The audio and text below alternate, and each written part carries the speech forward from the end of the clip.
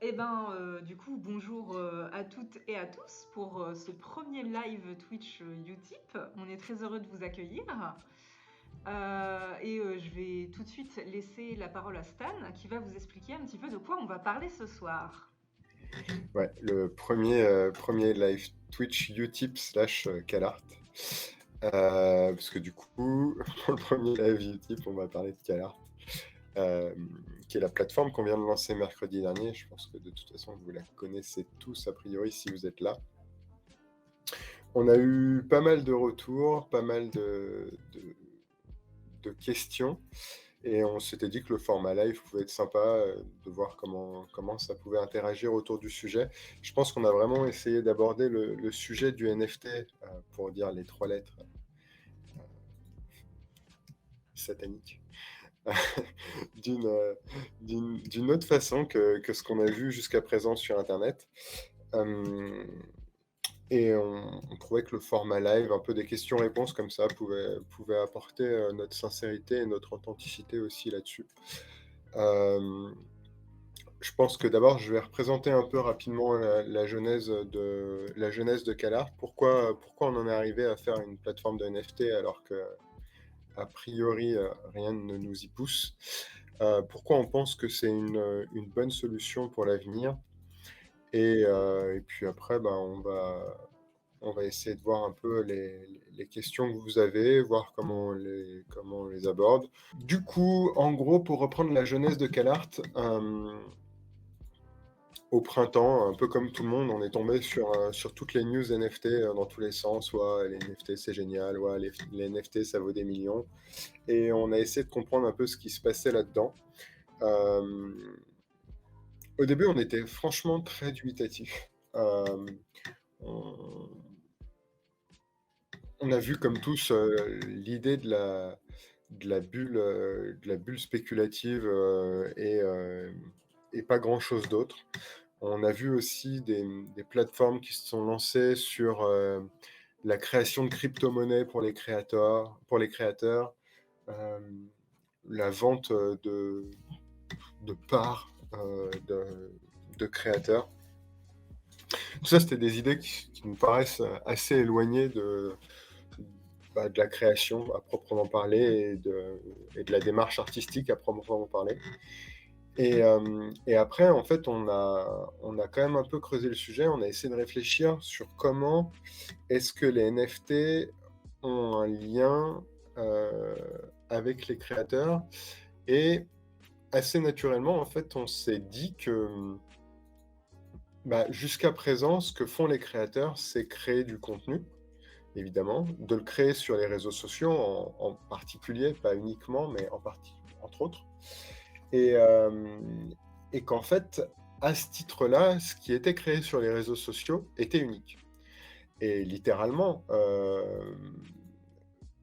le côté NFT, c'est pour voilà, matérialiser ce qui n'est pas fongible, donc par opposition un peu ce qui relève de, pas forcément de l'unique, mais en tout cas du dénombrable.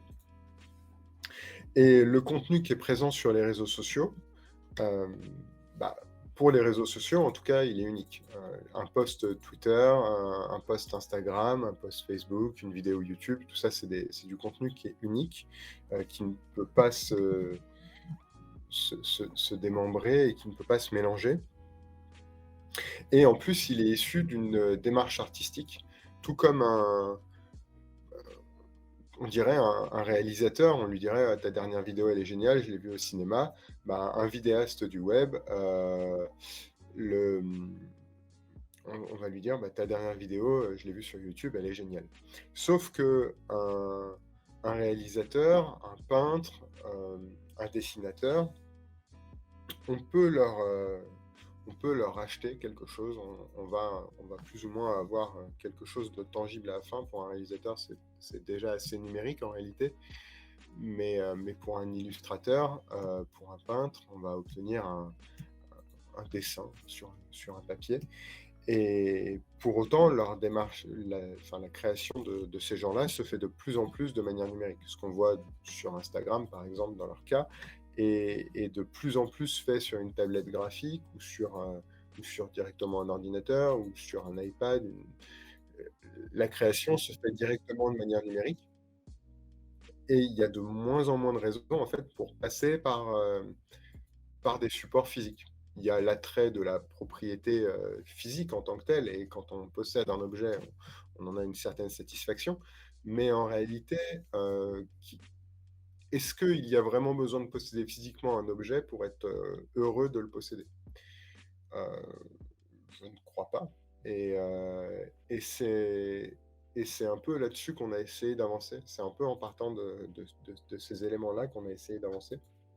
On pense en fait que c'est pas parce qu'on est des artistes du numérique que ces œuvres ont moins de valeur. Elles ont tout autant de valeur. Elles devraient pouvoir être vendues comme n'importe quelle autre œuvre et elles n'ont pas besoin d'être physiques pour pouvoir être vendues. Euh, et je crois que jusqu'à présent, si elles n'étaient pas vendues, c'était essentiellement parce qu'il n'y avait pas de moyen de le vendre, en tout cas pas de moyen équivalent à la vente physique. Et les NFT sont un sacré moyen pour avoir une équivalence à la vente physique. Mais voilà, du coup, vraiment, l'idée, d'apporter dans le monde numérique les réalités des transactions physiques qu'on connaît dans le marché de l'art, qui, juste à présent, ne fonctionnent pas forcément de manière équivalente. Par exemple, on connaît bien le principe d'une commission. Et du coup, ce que je disais, excusez-moi, on connaît bien par exemple le principe des commissions dans le monde des illustrations. Euh, mais derrière ça, on sait qu'il y a une commande, on sait que a priori le créateur va être honnête et qu'il la vendra qu'une fois sa commission, ou que ça sera suffisamment unique pour que ça n'ait pas d'autre intérêt à la revente. Mais c'est un principe de commande qu'on connaît depuis la nuit des temps dans le milieu de l'art. Je veux dire, enfin, tous les peintres, probablement depuis la Renaissance ou avant, recevaient des commandes et exécutaient les commandes, et c'était entre autres comme ça qu'ils étaient rémunérés. Le sujet est plus pour les créations qui sont à destination des réseaux sociaux. C'est-à-dire une création qui est faite par le créateur, que ce soit une vidéo sur YouTube ou une image sur Instagram, une photo par exemple même.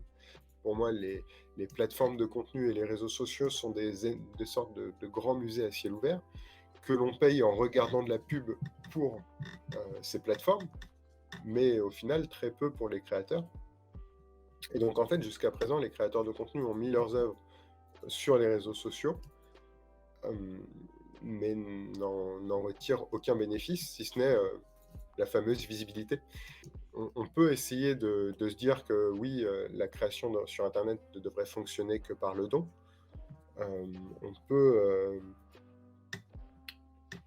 On peut trouver plein de manières nouvelles de fonctionner parce que c'est Internet. Je crois que il ne faut pas forcément faire que des nouvelles choses. Le système du don n'est pas parfait. Je veux dire, si tous les viewers donnaient de l'argent, si tous les followers donnaient de l'argent, il n'y aurait probablement absolument pas besoin d'un système où on vend des œuvres ou ce genre de choses. La création sur Internet fonctionnerait absolument bien. Aujourd'hui, on est quand même dans un monde où non, vivre de sa passion, vivre du contenu qu'on poste sur les réseaux sociaux, c'est quelque chose de très compliqué. Et du coup, l'abondance de moyens, a priori, ne devrait pas nuire à la rémunération des créateurs. Non, pour le moment, il y a des gens, donc il y a J. de Schnorr qui dit qu'il n'est pas convaincu par le concept des NFT, puisqu'il a l'impression que c'est une grosse bulle spéculative. Et Ange qui parle un peu du fait qu'on n'a pas besoin des NFT pour vendre en digital. Donc, veux-tu discuter de tout cela Donc il y a une bulle spéculative, c'est indéniable. Elle est entre autres liée à l'utilisation des crypto-monnaies, parce qu'il y a une énorme...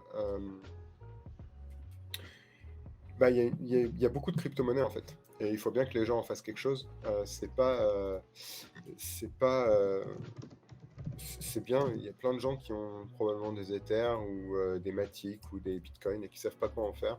Et mine de rien, acheter des NFT, c'est probablement la seule chose qu'ils peuvent faire avec aujourd'hui, même s'il y a de plus en plus d'utilisation du Bitcoin sur différentes plateformes. C'est pas le cas de toutes les monnaies. Et donc il y a beaucoup d'argent qui, beaucoup de, en tout cas de crypto-monnaies qui circulent. Et il faut bien que les gens puissent en faire quelque chose, et ils n'y accordent pas forcément la valeur que peut être l'équivalence en monnaie fiduciaire. Donc du coup, les gens peuvent facilement dépenser des Ethers sans se soucier de « Ah oui, mais en fait, un Ether, ça vaut 3000 euros ». Non, on va se dire je vais dépenser mes Ethers juste parce que j'en ai, et je ne vais pas forcément réfléchir à, à ce que ça vaut, entre guillemets, dans le vrai monde. Donc ça entraîne forcément une forme de décorrélation avec la réalité. L'autre décorrélation, c'est que le NFT, c'est quelque chose de nouveau, fondamentalement. Il y a des gens qui sont à fond dedans, de manière probablement déraisonnable, tout comme en 2000, 2001, les gens étaient à fond dans Internet, et il y a eu une énorme bulle spéculative autour d'Internet. Est-ce que pour autant, dans Internet, tout est acheté ? Je pense qu'on est tous là pour dire qu'a priori, non, Internet n'est pas acheté. Il y a plein de choses magnifiques qui se font avec Internet. Il y a plein de sociétés qui ont coulé en 2001 lors de l'explosion de la bulle Internet. Pour autant, il y en a plein qui sont restées, et elles sont restées parce qu'elles faisaient les choses très bien. Il y a...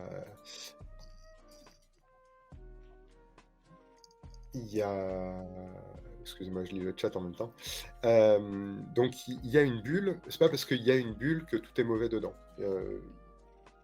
Après, à nous de faire les choses de la manière la plus raisonnable pour prendre nos distances avec cette bulle, essayer de baser les choses sur, au contraire, des éléments tangibles, et faire en sorte qu'on soit le plus éloigné possible de la pure spéculation. Si on prend l'exemple que je citais tout à l'heure d'acheter des parts d'un créateur, ok, il y a une société qui, tu t'inscris dessus, tu peux vendre 100 000 parts, enfin du coup il y a 100 000 parts de toi-même qui sont émises, et voilà. Je veux dire, à part de la pure spéculation, c'est vraiment que ça, c'est basé sur rien de tangible. Je trouve quand même que baser des valeurs sur des œuvres, c'est quelque chose de tangible. On peut dire ce qu'on veut, mais le temps qui est passé à faire des illustrations dans le cas de Ange, ou des vidéos dans le cas de QT Geek, ou des live gaming dans le cas de Pitts, c'est énorme. Il y a beaucoup de travail derrière tout ça. Il n'y a pas simplement tiens, je me pose derrière ma caméra et je fais quelque chose. Il y a de la réalisation, il y a du choix, il y a toute une démarche. Il y a même des peurs liées à ça, il y a des craintes, il y a des risques. Et tout ça, pour moi,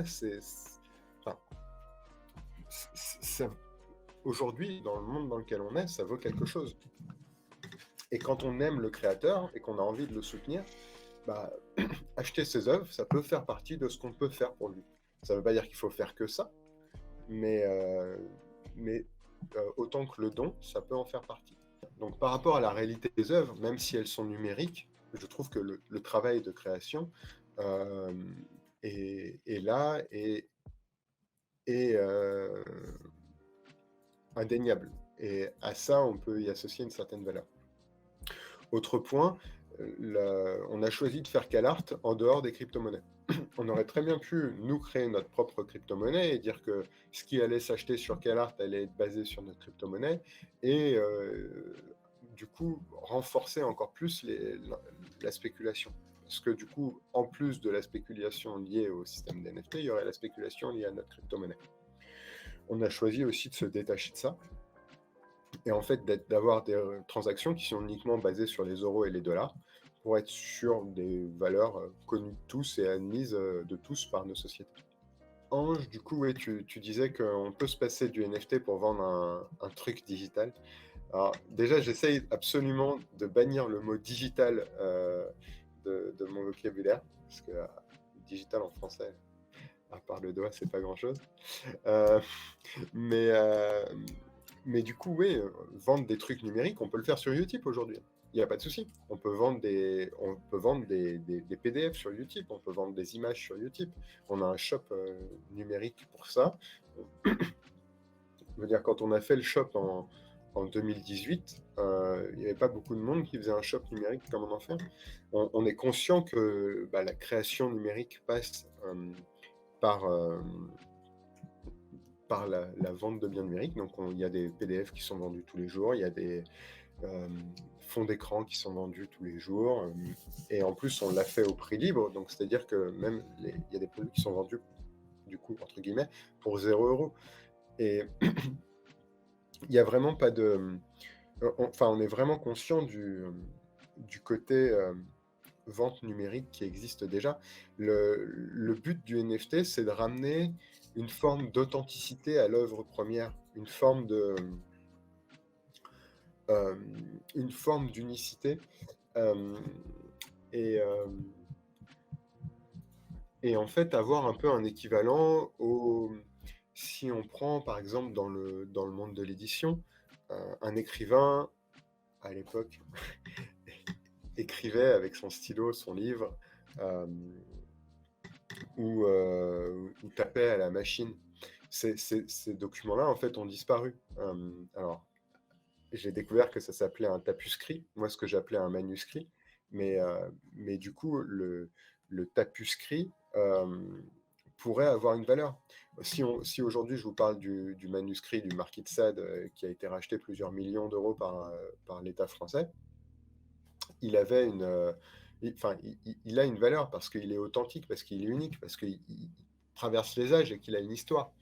Je pense que ces propriétés-là, elles continuent d'exister même si le bien est numérique. Quand on a essayé d'introduire un peu par endroit sur le site le terme d'ONU pour œuvre numérique unique, ça reflète beaucoup plus en fait ce qu'on veut ramener comme bien à vendre. En fait, on est là pour dire que ce que tu vas vendre, c'est quelque chose qui a des propriétés qui lui sont uniques par rapport à ce qu'on peut communément admettre. Je ne veux pas dire que... c'est sûr que quand tu tiens le manuscrit du Marquis de Sade dans tes mains avec un rouleau qui a été fait pendant qu'il était dans une cellule, etc., c'est sûr que les propriétés physiques déjà du manuscrit sont incroyables. Mais il y a d'autres choses qui sont véhiculées par ça, qui sont purement propres à l'émotion ou à la perception qu'on peut... Enfin, à la perception ou à l'histoire qu'on connaît de l'objet. Et l'objet est presque symbolique par rapport à tout ce qu'il représente. Et je pense que le NFT peut véhiculer exactement les mêmes choses, en fait. Donc, en fait, c'est pas incompatible de faire un NFT de quelque chose qu'on vend par ailleurs. Je veux dire, dans le monde de l'art, c'est bien connu que tu peux avoir l'œuvre originelle dans son tableau, presque au musée ou n'importe où. Tu vas avoir des lithographies qui vont être des reproductions très très fidèles du tableau. Puis après, tu vas peut-être pouvoir avoir des posters. Et en fait, chaque élément à part entière va perdre en valeur par rapport à l'œuvre originale. Mais c'est pas pour autant que l'œuvre originale n'a pas de valeur parce qu'elle a un poster. Et d'ailleurs, tu vas aujourd'hui sur Google, tu tapes la Joconde, tu vas la voir, la Joconde. Et c'est pas pour autant qu'elle va te... Enfin, c'est pas pour autant que tu vas en avoir l'histoire et que tu vas pouvoir t'en réputer étant propriétaire. Je propose qu'on passe à une question suivante, du coup, qui est une question qui nous avait déjà été posée sur Twitter par AdLittle, qui est une question technique concernant l'usage de CalArt. Est-ce qu'il y a une charte concernant l'utilisation de ce nouvel outil? Est-ce que la charte Utip et cette charte CalArt reste la même? Et est-ce que, par exemple, il y a une régulation de la production des NFT qui se montrerait massive ou automatisée dans le but d'éviter la spéculation à la source? En gros, est-ce que CalArt c'est uniquement pour des créations pertinentes ou originales, ou est-ce qu'on laisse tout passer? Non, je pense qu'on peut dire qu'on est attaché à notre charte des contenus. Euh, le, il y a clairement une charte de ce qui peut être mis en place sur CalArt et on, on- franchement, pour être très transparent, on y travaille encore à la définir. Elle sera forcément différente de celle de Utip parce que l'art, tel qu'on l'entend d'une manière générale, mais en particulier en France, et prend beaucoup de recul avec la réalité avec la réalité du monde. Il y a, il y a beaucoup de choses qui sont plus tolérées, on va dire, dans le monde de l'art que dans la vie classique. Donc la modération qu'on devra faire avec la charte est forcément différente. Ça ne veut pas dire qu'il n'y en aura pas. Jusqu'à présent, on a déjà retiré des contenus qui ne nous convenaient pas, surtout parce qu'ils relevaient à notre sens du vol d'œuvre. Entre autres, c'était des reposts de mèmes. On a déjà eu le Nyan 4 qui est passé, on a eu pas mal de mèmes qui sont passés qui n'appartenaient pas du tout à leur auteur. Et pour nous, le but de CalArt, c'est pas de favoriser le vol d'œuvre. Le but de CalArt, c'est de promouvoir l'œuvre des créateurs de contenu d'aujourd'hui. Ça ne veut pas dire qu'on ne peut pas vendre un mème sur CalArt. Si tu es auteur du mème, c'est très bien. Au contraire, je pense que les mèmes font partie de ce qu'on peut vendre en NFT. Et je crois que c'est typiquement des moments d'Internet, c'est typiquement de la culture d'Internet, c'est typiquement ce qui devrait pouvoir se vendre sur Internet. Parce que c'est le genre de création qui représente Internet aujourd'hui. Mais oui, on contrôle, on modère tout ce qui est créé sur CalArt. Effectivement, c'est un bon point. Les créations automatisées ou ce genre de choses, pour nous, sont un peu a priori contre-intuitifs par rapport à ce qu'on souhaite promouvoir. C'est pas clairement interdit, parce que ça se trouve, ça peut être fait de manière intelligente et ça sera étudié au cas par cas. Mais oui, on cherche à avoir notre regard sur ce qui sera posté sur la plateforme, mais un regard qui sera sans doute différent de celui de Utip. Les deux chartes ne sont pas forcément exactement les mêmes. Ils pourront sans doute se recouper, mais ne sont pas forcément les mêmes. Pour continuer sur l'aspect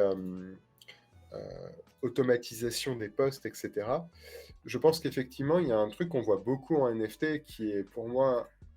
Alors, c'est une des facettes qui est propre au NFT, mais qui n'est pas forcément ce qui correspond à notre vision de ce qu'on souhaite promouvoir sur CalArt. C'est un peu tout le phénomène des CryptoKitties et des autres... et des autres un peu jeux slash collectibles qui... Salut Superflamme. Qui existent dans le monde des NFT. Pour le coup, il n'y a pas forcément une énorme démarche créative derrière tout ça. C'est pas forcément ce qu'on souhaite promouvoir sur CalArt. Je dis pas qu'il n'y en aura pas, mais clairement, c'est pas le but initial. On va passer à une question qui nous a été posée sur Instagram, du coup, par Pitz ou Fitz, je ne sais jamais, je suis désolée. Est-ce que on est confiant vis-à-vis de l'avenir de cette plateforme, Stan? Hein? Alors bonjour, je suis un entrepreneur. Je suis confiant vis-à-vis de l'avenir des NFT. Je crois vraiment que les NFT apportent quelque chose vis-à-vis d'Internet. Et à ce titre, du coup, je suis confiant pour l'avenir de CalArt. Je pense que ce qu'on fait au niveau des NFT est quelque chose de beaucoup plus pragmatique et quelque chose de beaucoup plus prudent que ce que font la plupart des plateformes de NFT aujourd'hui. Et beaucoup de plateformes de NFT aujourd'hui ont un succès incroyable. sans pour autant qu'il y ait autant j'ai envie de dire, de rattachement au monde réel ou de vision pragmatique derrière. Donc à ce titre, je crois beaucoup, je crois beaucoup à l'avenir de CalArt et je pense que c'est une, une vraie variable de l'équation en fait vis-à-vis de la création. Je dis pas que, encore une fois, je dis pas que CalArt est la solution absolue à la création en ligne. Ça serait, ce serait absolument stratosphérique.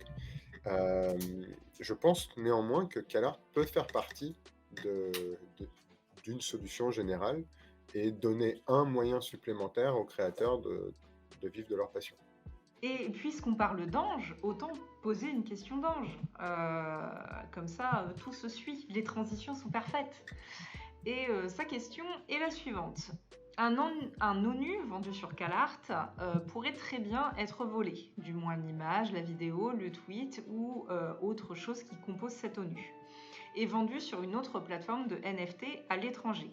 Est-ce que vous avez pensé à un système de sécurité pour éviter ces doublons ?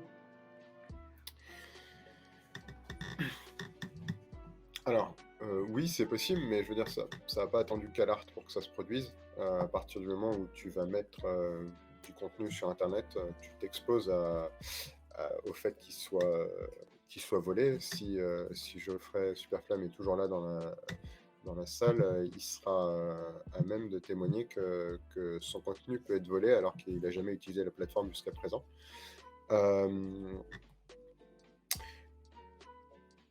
Donc là-dessus,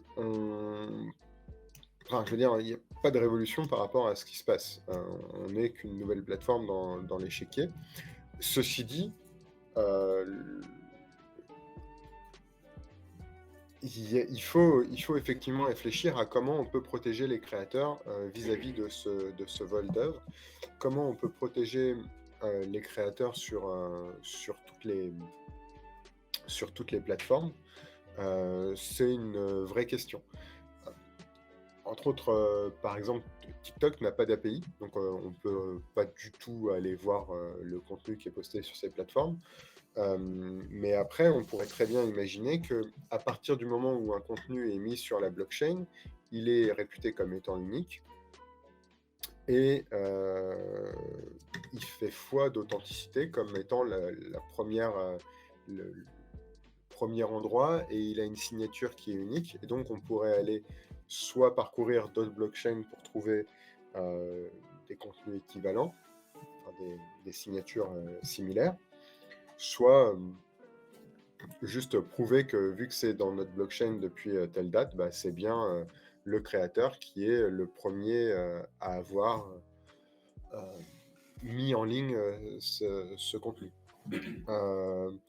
Je pense que la blockchain apporte quelque chose, c'est quelque chose dont j'ai discuté avec pas mal de créateurs, notamment des youtubeurs. Je pense que la blockchain peut apporter la preuve de l'authenticité, la preuve de la création, et ça peut servir de tiers de confiance pour prouver et dire vis-à-vis des autres plateformes, regardez, moi j'avais bien mon information qui était dans la blockchain à tel moment, c'est bien moi le premier, pourquoi est-ce qu'il y a un machin qui me vole? Après, le sujet est aussi par rapport aux autres plateformes. Est-ce que les autres plateformes ont envie de ne pas diffuser ces contenus-là? Et en réalité, c'est là le vrai problème. C'est que la plupart des plateformes font un peu la politique de l'autruche et se disent non, mais je m'en fiche, moi je me fais de l'argent dessus. C'est un peu le problème des vols d'œuvre. C'est que la responsabilité des plateformes est en jeu à chaque fois. Et on aura beau faire tout ce qu'on veut, on aura beau prouver n'importe quoi, si les gens ne veulent pas en tenir compte, si les plateformes tierces ne veulent pas en tenir compte, on est malheureusement un peu bloqué. Je me permets de rajouter deux choses concernant cette question. La première est que des systèmes de ce type-là qui vérifient que vos œuvres ne sont pas postées en NFT par des tierces existent déjà. Donc, ça facilite la création de ce genre de choses. On l'a notamment vu au niveau de DeviantArt, qui ont un système qui vous prévient ce que vous avez posté là, on l'a retrouvé dans une blockchain. Est-ce que c'est bien vous qui avez créé ça? Et la deuxième chose, c'est que nous travaillons beaucoup à éviter le vol d'œuvre. C'était un des points sur lequel j'ai beaucoup insisté concernant CalArt, et très bientôt, enfin au plus vite, on rajoutera un bouton qui permettra à toute personne ou à un créateur de dire attention, la personne qui a posté ça, c'est pas la personne qui l'a créé, parce que ça nous paraît nécessaire et ça nous paraît important, car plusieurs yeux valent mieux que simplement ceux de l'équipe CalArt. Donc voilà, on prend ça très au sérieux et on met des choses en place. C'est clair, l'outil de signalement est hyper important. On l'a sur Utip et il va arriver sur CalArt rapidement. Et le point de DeviantArt est bon, c'est-à-dire c'est bien de signaler le contenu. Après, même s'il est signalé, il ne sera pas forcément supprimé. Nous, notre point, c'est que clairement, s'il est signalé, on fera notre maximum pour vérifier. Du coup, je ne vais pas vous dire qu'on va le virer du jeu en un claquement de doigts. On va d'abord vérifier en fait auprès du créateur s'il a bien la paternité de l'œuvre ou pas. Enfin, auprès du vendeur s'il a bien la paternité de l'œuvre. Mais après, a priori, le créateur aussi peut venir nous voir et nous en parler. Enfin, en tout cas, on essaiera de faire au mieux pour... Je pose une nouvelle question à nouveau de Ad Little, une question intéressante qui est faire partie de CalArt est-il exclusif? Ce qu'elle entend par là, c'est est-ce que avoir posté son NFT sur CalArt interdit de générer ce NFT chez un concurrent aussi? Non. Ce qui est à la fois perturbant, mais en réalité très normal. Non, il n'y a pas de système d'exclusivité. Le seul point, en fait, c'est que si vous faites ça, si un créateur fait ça, en fait, il détruit complètement son image à partir du moment où c'est vu. Et du coup, en fait, il ne faut pas le faire. faut surtout pas le faire.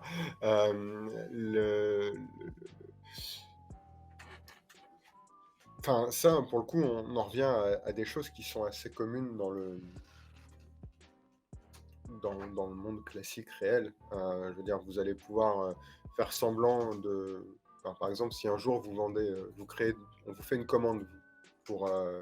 on vous fait une commission, vous vendez 2 fois la même commission. Si un jour c'est vu, je suis sûr que ça vous posera problème. Si vous faites un logo, par exemple, si on vous commande un logo, que vous livrez 2 fois le même logo à 2 sociétés différentes, il y aura un problème tôt ou tard. Vous pouvez très bien compter sur le fait que ça ne sera jamais vu, et que ces 2 sociétés, il y en a une je sais pas, en Chine et l'autre au Bénin. A priori, elles ne vont jamais se croiser. Très bien, mais si jamais elles se croisent un jour, c'est sur vous que ça va retomber. Avant de passer à une autre question d'Ange, je vais poser une question qui nous a été posée plusieurs fois sur Twitter, qui est ok, c'est cool les NFT, mais ça détruit la planète. Du coup, pourquoi vous en faites? Genre, c'est cool de faire de l'art, mais si c'est pour que tout brûle dans un an, c'est pas très utile. L'avantage des blockchains, c'est qu'il y en a autant que des marques de coffre-fort. Donc en fait, toutes les blockchains ne sont pas aussi polluantes que le sont Bitcoin ou Ethereum. Il y a des réalités techniques derrière tout ça. Et pourquoi elles sont polluantes? Parce qu'elles mettent des centaines de milliers d'ordinateurs en concurrence pour faire un calcul. Et le premier ordinateur qui trouve la réponse, enfin qui trouve le calcul, gagne.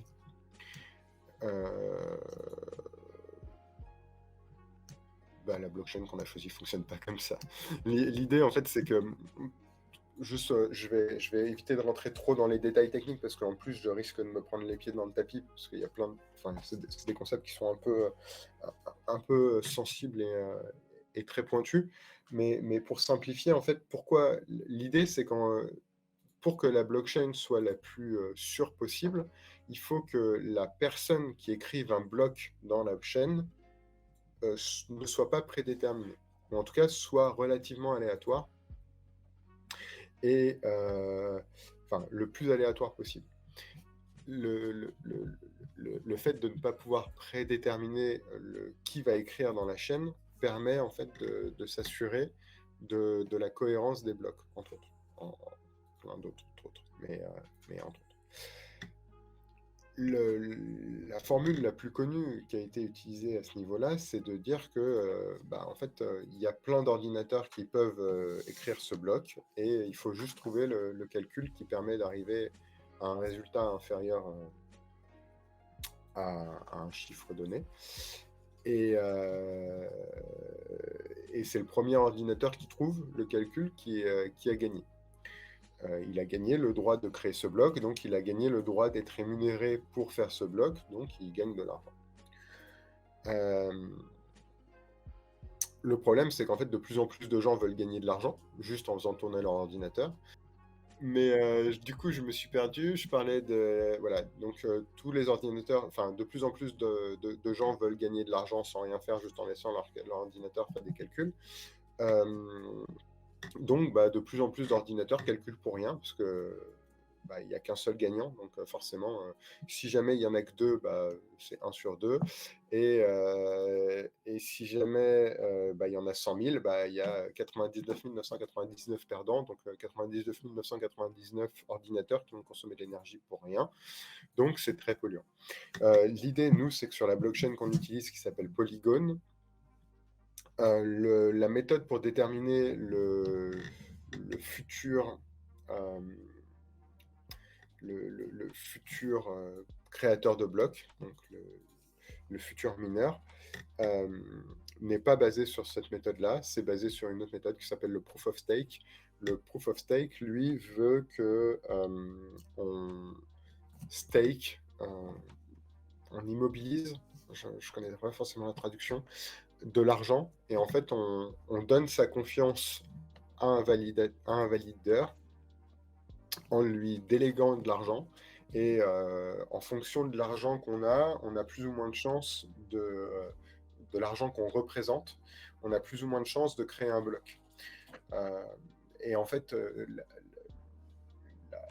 la chaîne de confiance n'est pas cassée pour autant, parce qu'en fait, plus on représente de l'argent, plus en fait on a d'obligations, si ce n'est d'intérêt, mais en tout cas tout est lié, à faire en sorte que les blocs qu'on fait soient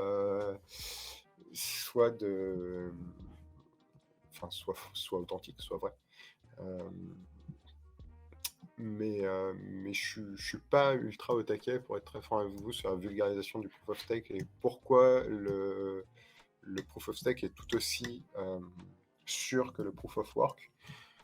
Je sais juste que les deux sont équivalents en termes d'authenticité et de fiabilité, même s'il n'y a pas autant de serveurs qui sont mis en concurrence. Si vous voulez vraiment vous plonger dedans, on a des articles sur la FAQ qui en parlent un peu plus longuement.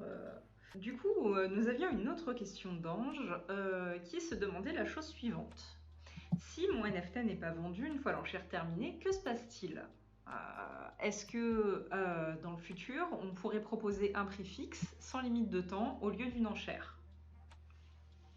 Oui. Merci Stan. Question suivante. Non, en fait, oui.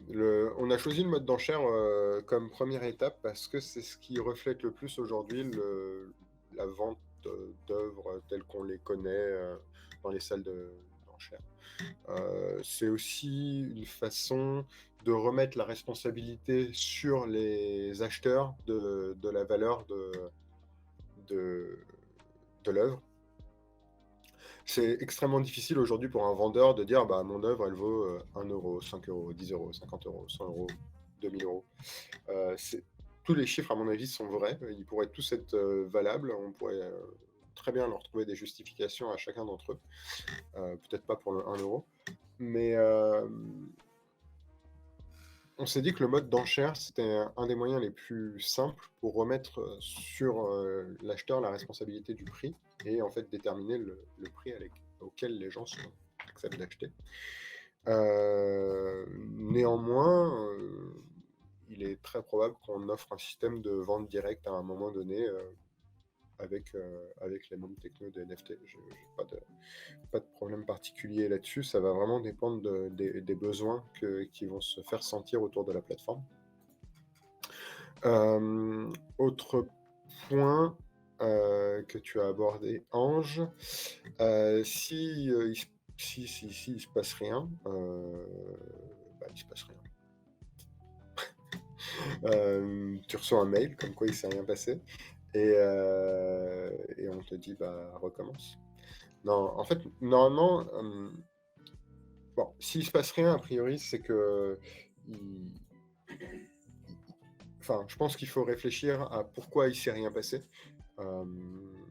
Mais à mon avis, c'est pas le sujet de ta question. Le sujet de ta question, c'est plutôt est-ce que le truc a été mis sur la blockchain et il y reste? Est-ce que quoi ou qu'est-ce? Non, en fait, on le met pas sur la blockchain si jamais il n'est pas vendu.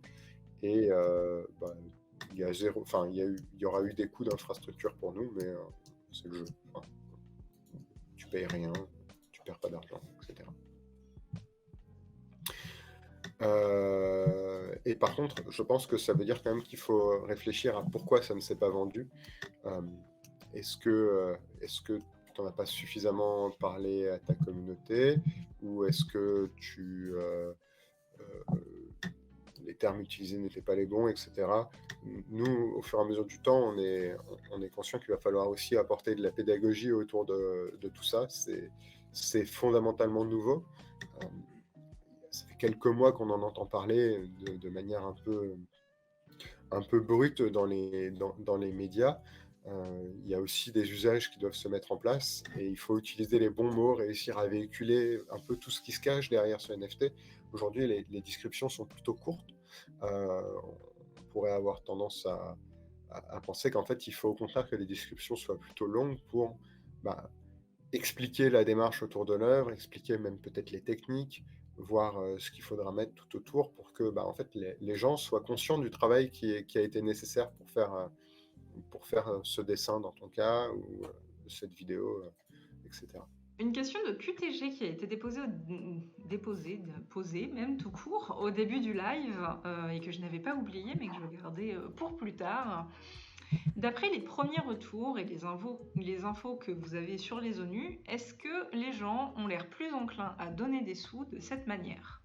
Honnêtement, je trouve qu'on n'a pas assez de recul aujourd'hui pour pouvoir répondre correctement à la question. D'une manière générale, je pense que les gens sont plus enclins à acheter des choses qu'à donner de l'argent. Et c'est ce qu'on voit d'ailleurs dans la déformation qu'il y a sur les plateformes de dons. Beaucoup de plateformes de dons, hors Utip bien sûr, utilisent le terme de contrepartie pour justifier le fait de recevoir de l'argent. Ce qui pour nous est contre-intuitif parce que dans la démarche du don, il doit y avoir une forme de désintéressement. Sinon, c'est pas vraiment du don. En fait, sinon, tu es dans une relation mercantile classique. Et du coup, tu n'es pas du tout en train de faire un don. Tu es juste en train d'acheter un statut, tu es en train d'acheter une carte postale, une illustration qui sera faite tous les mois ou ce genre de choses. Donc, c'est la certitude qu'il y a, c'est que les gens sont plus enclins à acheter qu'à donner. Ça, c'est un truc qu'on sait depuis, même à mon avis, avant que Utip existe. Et donc, à ce titre-là, je pense qu'ils devraient être plus enclins à acheter des œuvres qu'à donner. Parce que, à partir du moment où on saisit ce que peut représenter un NFT ou une œuvre numérique unique, je pense qu'on est très intéressé en tant que communauté, en tant que membre d'une communauté, à acheter une œuvre. Je pense que ça donne un lien qui est beaucoup plus fort qu'une simple contrepartie. Oui, parce que actuellement, enfin, la plateforme, elle tourne depuis vraiment pas très longtemps. La plupart des gens sont encore à tester un petit peu ce qu'ils veulent mettre en vente, etc. Donc c'est difficile de répondre à la question. Euh, Après, on a vu passer des choses sur la plateforme, qui était vraiment chouette, ouais. ouais, de vraiment super qualité, même sur du pixel art ou des trucs comme ça, enfin, des choses qui sont vraiment intéressantes. Et je pense que du coup, ça aurait largement, enfin, ça peut très largement être vendu, surtout que les prix sont quand même assez, les sommes en jeu sont quand même assez faibles et relèvent plus du coup de cœur qu'on peut faire instantanément que, enfin ça, je suis pas en train de craquer mon livret A sur une œuvre, quoi. Donc, le, ouais, je pense que les gens sont plus enclins à acheter des NFT que à donner de l'argent. Mais c'est pas forcément basé sur les retours là, sur l'attractivité. Enfin, je te dirais pas ça forcément basé uniquement sur l'attractivité de la plateforme actuellement.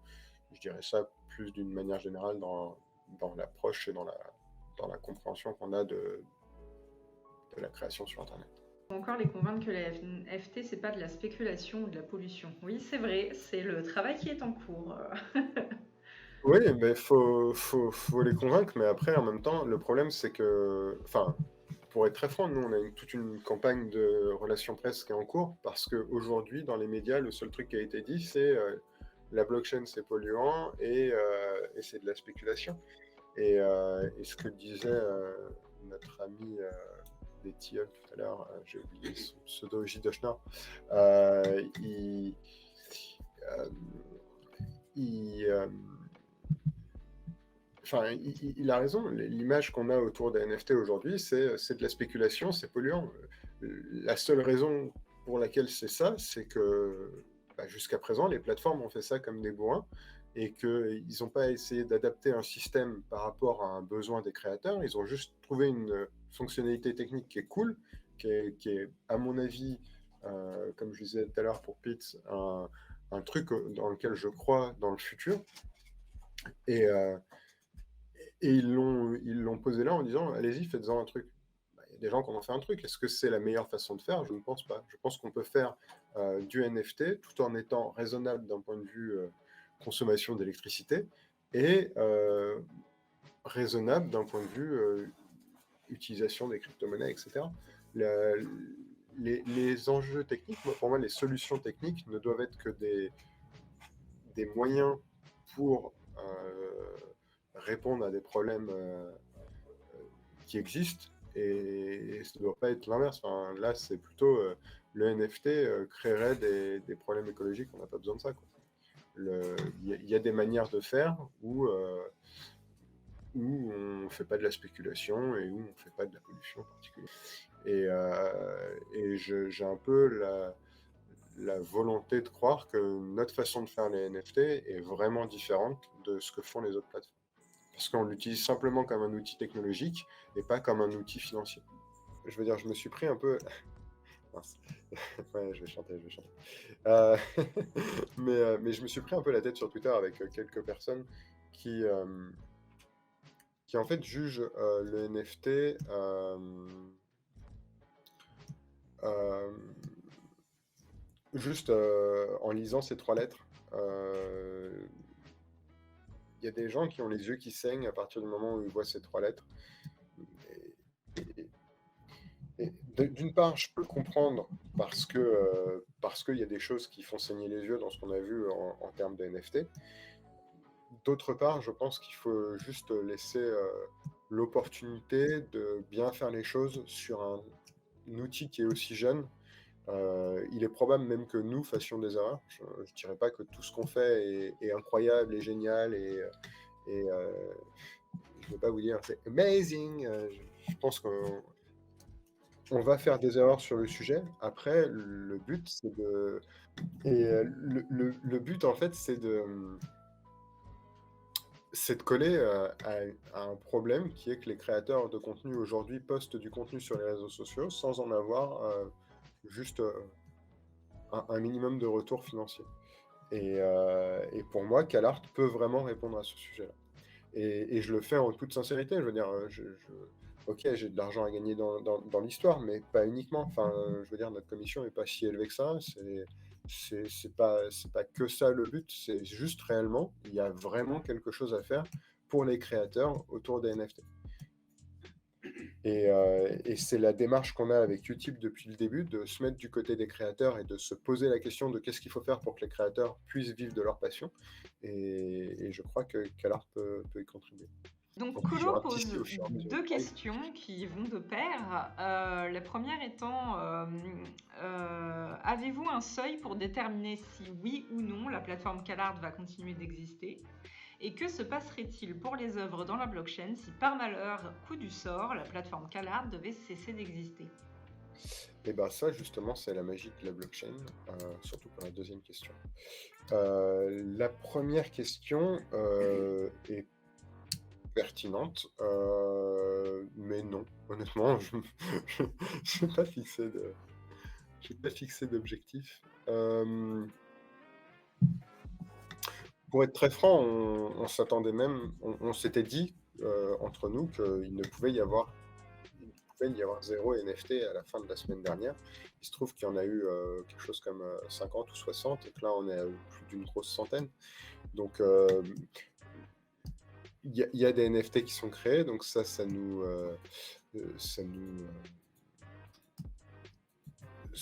rassure. On n'a pas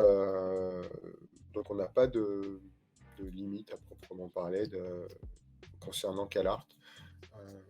On a envie de donner sa chance à la plateforme le plus longtemps possible, et voilà.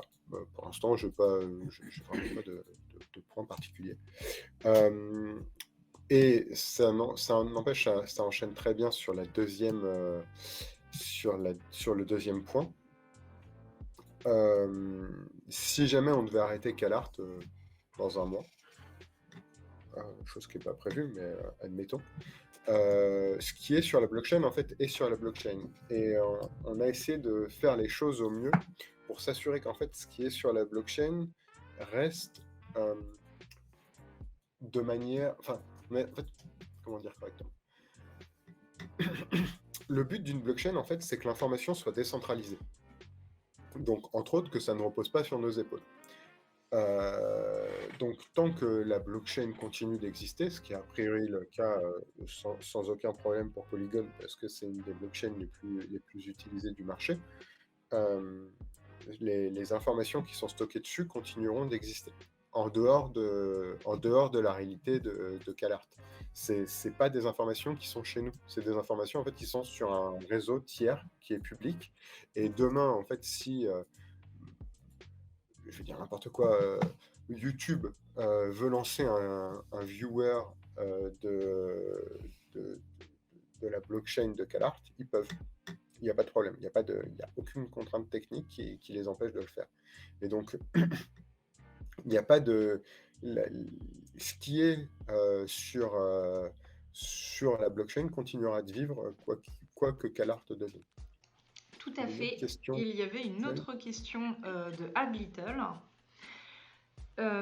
Et est-ce que ce système de financement en cascade qui rémunère l'artiste à chaque transaction d'un ONU est une proposition unique faite par CalArt? Car j'ai trouvé ça très pertinent et vertueux pour les artistes qui offrent une certaine sécurité. J'adorerais, mais ça serait mentir, non, on n'est pas les seuls. On n'est pas les seuls, et en vrai, c'est pas nous qui l'avons inventé, c'est pas le NFT qui l'a inventé, ça s'appelle le droit de suite. Le droit de suite, c'est un truc qui est connu depuis très longtemps, en particulier dans le marché de l'art, mais pas que. Et en fait, le droit de suite, l'idée, c'est que on continue de toucher quelque chose au fur et à mesure du temps. Par rapport à la vente qui a été faite. Le problème, c'est que dans le marché de l'art traditionnel, en fait, ce droit de suite n'est pas du tout appliqué parce que un artiste ne peut pas du tout aller vérifier ce qui est devenu l'œuvre après. Le droit de suite n'est appliqué que par la bonne volonté du contractant, de l'acheteur initial, de l'appliquer, mais en réalité, du coup, il n'est jamais appliqué. L'avantage en fait de la blockchain et des smart contracts, c'est que tout ça est écrit, entre guillemets, et du coup, à tout moment, on peut vérifier où est l'œuvre. Est-ce que l'œuvre est toujours à la personne qui l'a acheté la première fois? Est-ce qu'elle a changé de propriétaire entre-temps? Tout ça est tracé. Et en plus, nous, on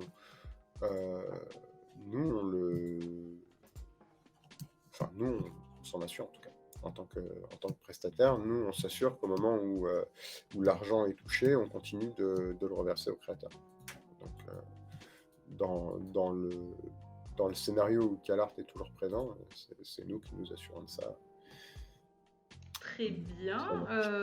Pas de nouvelles questions à l'horizon. Libéré. Ah, mais en plus, je connais pas les paroles, je vais galérer pour chanter. Je vais chercher.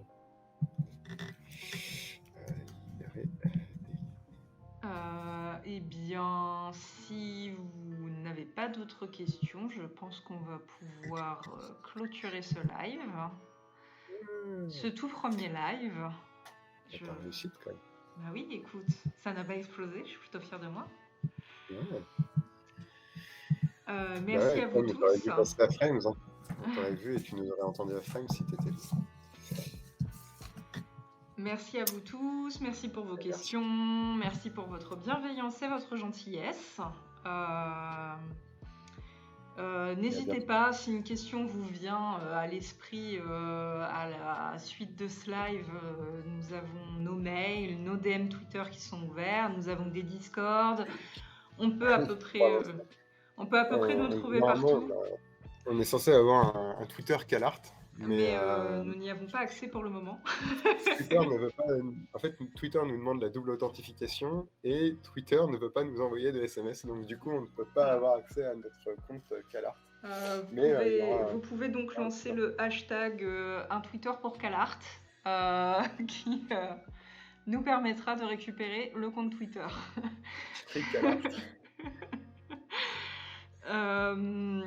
Merci encore une fois à vous tous et nous allons vous dire au revoir et bonne soirée surtout. Donc tu coupes vite, comme ça je commence à chanter, les gens n'entendent pas. C'est ça, vas-y. Oui.